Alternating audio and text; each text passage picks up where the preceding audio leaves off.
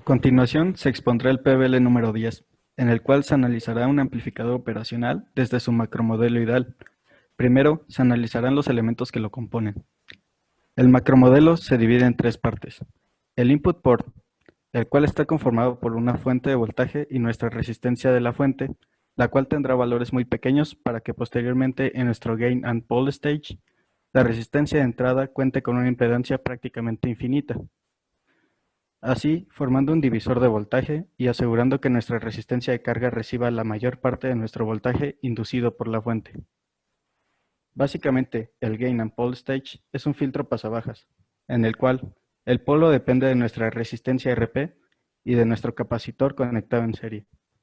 Esto sirve para controlar la amplitud y limitar la frecuencia. Como pueden ver, se tiene la fórmula que al final de nuestra función de transferencia sería igual a 1 sobre SCP RP más 1.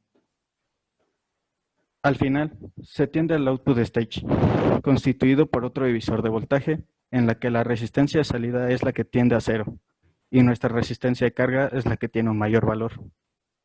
Así, en resumen, se tiene que la entrada cuenta con una impedancia prácticamente infinita y en la salida una impedancia de cero. Cabe destacar que el modelo analizado es de lazo abierto, ya que no está retroalimentado. A continuación va mi compañera Aroni. Pasando al análisis con el diagrama de Bode, el cual nos muestra una gráfica de la frecuencia con respecto a la ganancia en decibeles. Para esta ocasión, nuestro rango es el ancho de banda 100 Hz, la ganancia de 100 decibeles y la ganancia ancho de banda es de 10 MHz. Al observar el diagrama de Bode, nos damos cuenta que tenemos la señal amplificada con ganancia de 100 decibeles hasta que este baja a 3 decibeles, donde nos encontramos con una frecuencia de corte y una ganancia de 97 decibeles. A partir de esta frecuencia, nuestra ganancia disminuirá 20 decibeles por década, así hasta llegar a la frecuencia de 10 MHz, que será la ganancia de ancho de banda. A partir de este momento, la ganancia será negativa para nuestro OPAM. Mi compañero Martín continuará. Ahora vamos a explicar el funcionamiento de la simulación en multisim. Para comenzar, pues tenemos nuestro circuito. Para este caso vamos a usar un OPAM TL081IP.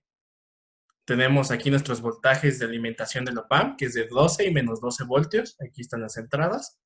Va a recibir por la entrada no inversora a una fuente, pero vamos a usar para el análisis AC. Y tenemos aquí la no inversora tierra y nuestra salida B0. Bueno, al hacer nuestro análisis, tenemos este diagrama. Bueno, para el caso de este sistema, tenemos que nuestra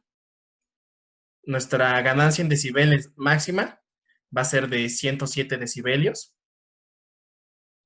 Entonces vamos a intentar encontrar nuestra frecuencia de corte. Entonces 107 menos 3 debe ser aproximadamente en 104. Aquí aproximadamente.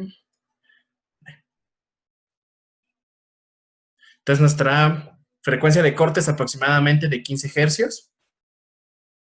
Y como podemos apreciar de igual manera, nuestra pendiente es de 20 decibelios cada 10 décadas. La diferencia aquí es que nuestra frecuencia, nuestra ganancia de ancho de banda va a ser de 3 megahercios, como podemos apreciar en este punto. Es aproximadamente 3 megahercios. Ahora vamos a analizar el diagrama de Bode, pero para la fase. Bueno, como podemos observar, como tenemos un amplificador no inversor, nuestra fase se va a mantener en cero hasta que llegue a la frecuencia de corte, donde tenemos un cambio que va a ser aproximadamente de 45 grados. Aquí no se puede ver, pero en 45 grados es cuando cambia. y posterior a esos 45, llega a los 90 grados.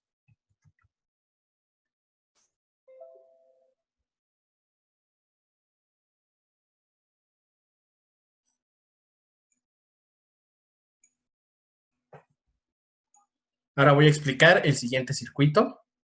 Como podemos ver en este circuito, tenemos la misma configuración, nuestra fuente de voltaje en AC, tenemos nuestros voltajes de alimentación del OPAMP, nuestro PAM, pero en este caso vamos a utilizar nuestro graficador de Bode. Vamos a ver aquí. Ya tenemos aquí corriendo la simulación y podemos ver los mismos valores. Tenemos 107 decibelios de amplitud. Podemos ver nuestra frecuencia de corte, aproximadamente en 104, que de igual manera tiende a 15 hercios. Es decir, que nuestro ancho de banda va a ser desde esta frecuencia de corte hacia atrás. Tenemos nuestra caída de cada 10 décadas de 20 decibelios. Y nuestra frecuencia y nuestra ganancia de ancho de banda de 3 megahercios aproximadamente cuando son 0 decibeles, y a partir de ahí tenemos la caída de decibelios en negativo. Vamos a ver también el diagrama de fase. Aquí podemos ver cómo está en 0 grados hasta que llegamos a nuestra frecuencia de corte, que era de 15 hercios. Podemos ver cómo hay un desfase de 45 grados y el consiguiente desfase de 90 grados. Esto sería todo por esta práctica. Vamos a pasar a las conclusiones, comenzando con mi compañero Sebastián. Como conclusión, logré aprender aún más de las mediciones de ganancia en decibeles, así como ganancia de ancho de banda y su fase y estados de operación, así como de cómo obtener los valores de forma teórica. Estas son herramientas muy importantes por desarrollar, ya que así podremos saber nuestras limitaciones en cada componente que se tiene y saber a qué se refieren también los datos específicos en cada datasheet. A continuación va la conclusión de nuestra compañera Aroni.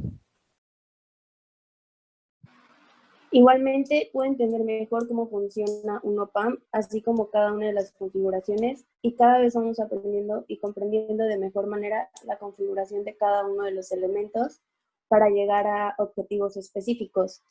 También recordé cómo funciona el diagrama de Bode y el diagrama de la fase del OPAMP, que es algo que ya había olvidado. A continuación, mi compañero Martín. Para finalizar, yo aprendí de esta práctica lo que es la ganancia de ancho de banda, ya que yo desconocía que un OPAMP podría tener una ganancia negativa a partir de cierta frecuencia. También es interesante cómo va cambiando nuestra pendiente cada 20 decibelios, cómo nuestra pendiente es de cada 20 decibelios. Y eso sería todo. Gracias.